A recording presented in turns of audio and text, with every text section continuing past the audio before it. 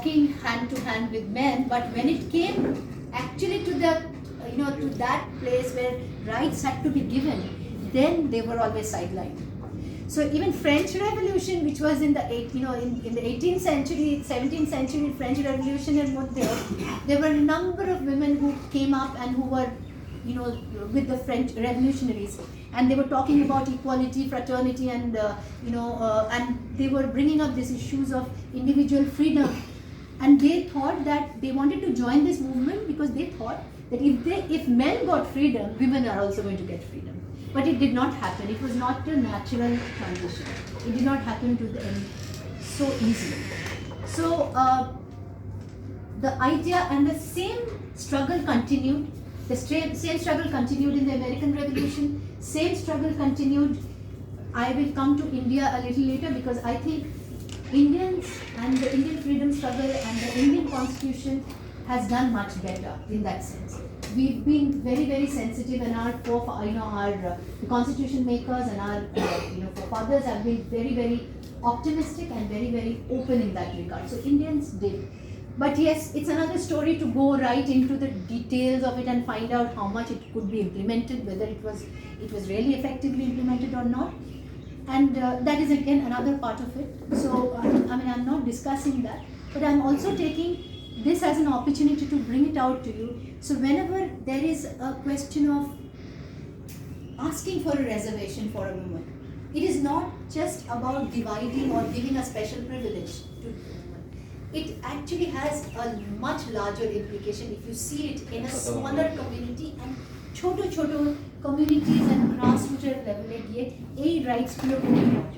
So 73rd Amendment जखन hello in India, which made that about 33 and 1/3%. I have my back to you. So so when 73rd Amendment was implemented in India, it was basically to do with the Panchayat Raj and the 33rd percentage that had to be that was mandatory for women in the Panchayat.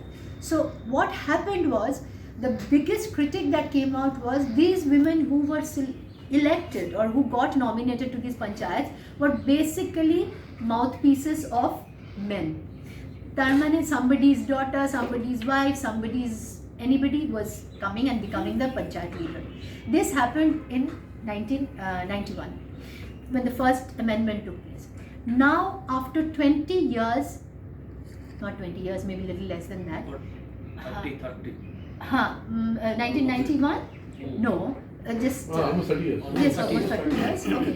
So after 30 years, now if you see, from that state where only women who had a man in some state of power, and that is also how people like Jayalalitha and all became so famous, because they had men who were their supporters. They did not come right out of a grassroots scenario and just become full of power themselves. They had support of their father, brother, any husband, whatever, like that. And they came afterwards. Now, after 30 years, if you see how it has moved, it is very impressive.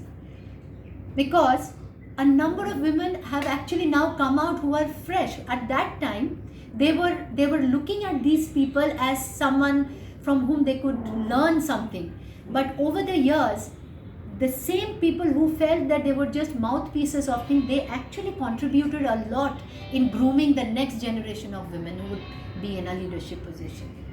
So, I mean, these are just 2-3 things that I wanted to, sensitize you and tell you that, and I just hope that you can just discuss a few things, maybe, because I haven't really prepared any kind of a formal thing, just a few ideas which I thought I'd like to discuss, and maybe I can just keep open the floor. But I still don't understand that, in fact, what you said about the women who are representing now the mouthpiece of the people who are already in the power, but that is still happening. See, actually, the opportunities are still not coming for the women really deserves it. Whether it is in the urban or in the rural areas or not, only those people who are families being dominated in the political industry, only those people are coming in the scene. But still, we need to work a lot. Absolutely. And we need to really create a awareness. We need to sensitize and make sure that, in fact, people who have not been enjoying the power, this thing should also be coming forward. Absolutely. To understand their right. Absolutely, I agree with you. And here I'll just tell you one thing. It's almost like saying, you know, the years that India has lost under the colonial rule cannot be made up. Absolutely. You know, it will take another 200 years actually from where we are today. So in the same set of argument, if you see the years that the women's movement has lost out, cannot be just made up in a few years' time. It will take a number of years.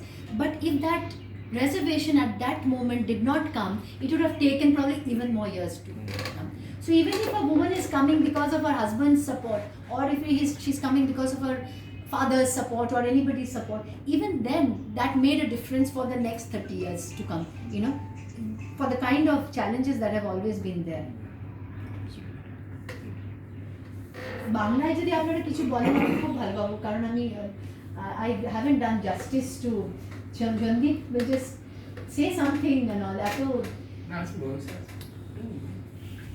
Moving sir. बोलूं sir. In that हाँ, way, of course. Bengal is very lucky ना. यहाँ पे mail है, female dominated society है. हिमाचल में female dominated society है. कुछ एक ऐसे स्टेट है जहाँ पे फीमेल डोमिनेटेड सोसाइटी है. तो उसमें क्या है कि जैसे यहाँ पे बंगाल में लड़कियों को थोड़ा सा फैसिलिटी मिलता है. If you see the movement, the women's movement from the beginning, you will find that if you compare after independence and right now, many changes have come in women's. Like they got recently army direct.